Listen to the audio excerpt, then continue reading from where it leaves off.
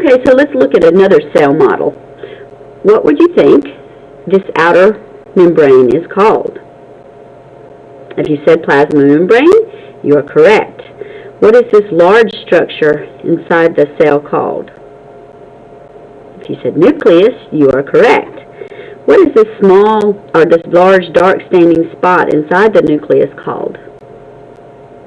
Nucleolus. Some people say nucleolus, but I learned nucleolus when I was doing my training. Nucleolus.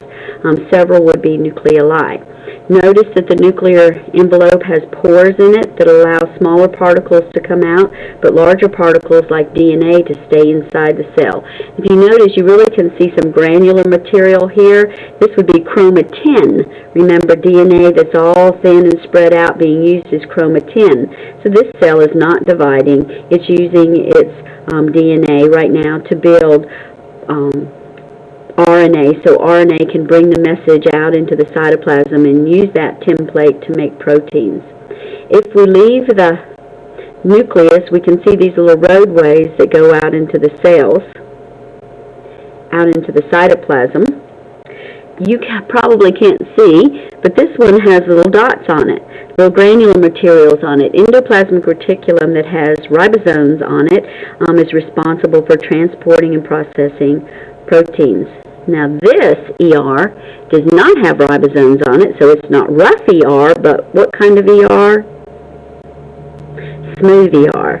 That's correct. And it's usually responsible for processing lipids and sometimes carbohydrates.